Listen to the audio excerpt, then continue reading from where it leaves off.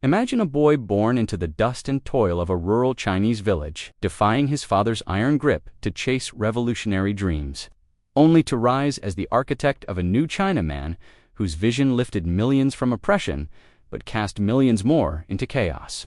Mao Zedong's life is a saga of fiery ambition, unyielding belief, and heartbreaking cost, where one man's dream of utopia reshaped a nation and left scars that still whisper today.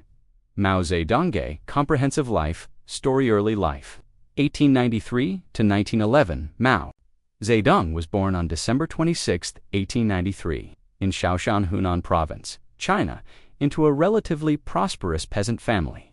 His father, Mao Zedong, was a strict, frugal grain merchant who had risen from poverty, while his mother, Wen Qimei, was a devout Buddhist known for her kindness. Mao, the eldest surviving son of 4 children, grew up in a rural setting, exposed to the hardships of peasant life. His early education included traditional Confucian classics at a local private school. But he clashed with his father's authoritarianism, fostering a rebellious streak. At age 13, Mao briefly left school to work on the family farm but resumed studies, showing an aptitude for reading and self-education. By 1910, inspired by revolutionary ideas and stories of historical rebels, he enrolled in Dongshun Primary School and later Xiangshang Middle School, where he encountered modern ideas, including nationalism and anti-imperialism. Education and radicalization. 1911 to 1920, the 1911 Xinhai Revolution, which overthrew the Qing dynasty, profoundly influenced Mao. At 17, he moved to Changsha, Hunan's capital, enrolling in a middle school and witnessing revolutionary fervor. He briefly joined a revolutionary army, but millions of people around the world, from the Americas to Asia, were inspired to rise up against colonial powers, demanding independence and self-determination. Mao's early writings from this period reveal a growing interest in socialism and anti-imperialism, shaped by global events like the Russian Revolution, rise in the Communist Party, 1921 to 1934. In 1921, Mao attended the founding Congress of the Chinese Communist Party (CCP) in Shanghai, becoming one of its earliest members.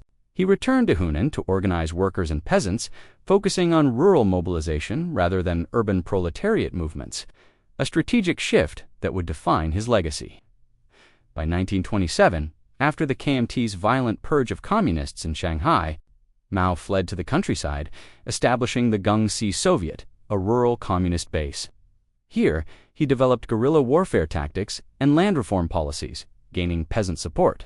His leadership during this period, including his marriage to He Zijian in 1930, solidified his influence despite internal party purges and external KMT attacks. The Long March and Consolidation of Power, 1934 to 1945, facing KMT encirclement, Mao led the CCP on the Long March 1934 to 1935. A grueling 6,000-mile retreat to Yan'an Shonxi. Of the 80,000 who began, only about 8,000 survived. Mao's strategic leadership during the march elevated his status within the CCP, and by 1935, at the Zunyi Conference, he emerged as the party's leader. In Yan'an, Mao refined his ideology, blending Marxism-Leninism with Chinese realities, emphasizing peasant-based revolution.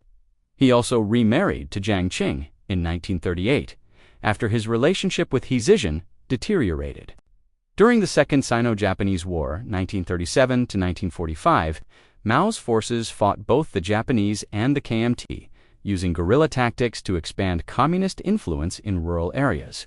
Civil War and founding of the PRC 1945 to 1949. After Japan's defeat in 1945, the CCP and KMT resumed their civil war. Mao's People's Liberation Army, PLA, leveraging peasant support and battle-hardened guerrilla strategies, outmaneuvered the KMT's better-equipped forces.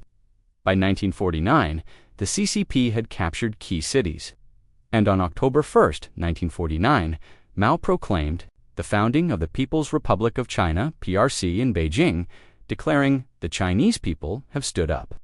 The KMT fled to Taiwan, establishing the Republic of China. Leadership of the PRC 1949 to 1976. As chairman of the PRC, Mao sought to transform China into a socialist state. His early policies included land redistribution, nationalizing industry, and suppressing counter-revolutionary. With millions killed or imprisoned during campaigns like the Anti-Rightist Movement, 1957, the Great Leap Forward, 1958 to 1962, Mao's ambitious plan to rapidly industrialize and collectivize agriculture led to catastrophic famine, with estimates of 20 to 45 million deaths due to starvation and policy failures. Despite stepping back from day-to-day governance in 1959, Mao remained the ideological figurehead. In 1966, fearing ideological drift, Mao launched the Cultural Revolution to purge capitalist Reuters and reassert revolutionary fervor. Movement unleashed chaos, with Red Guards attacking intellectuals, cultural heritage, and party officials. Millions were persecuted, and the economy suffered. By the early 1970s, Mao scaled back the movement, but its effects lingered. Internationally, Mao's China aligned with the Soviet Union initially, but split in the 1960s, positioning China as a third pole in the Cold War. His 1972 meeting with U.S. President Richard Nixon marked a historic thaw in Sino-American relations. Later, years in death, 1972 to 1976, Mao's health declined in the 1970s due to heart disease and possibly Parkinson's. He became increasingly isolated, relying on a small circle, including Jiang Qing and the Gang of Four. Internal power struggles intensified, with moderates like Zhou Enlai and Deng Xiaoping clashing with radicals. Mao died on September 9, 1976, at age 82. His death triggered a power struggle, leading to the arrest of the Gang of Four and Deng Xiaoping's eventual rise, who reversed many of Mao's policies. Mao's legacy is deeply polarizing. He unified China, ended centuries of imperialist humiliation, and laid the foundation for its modernization.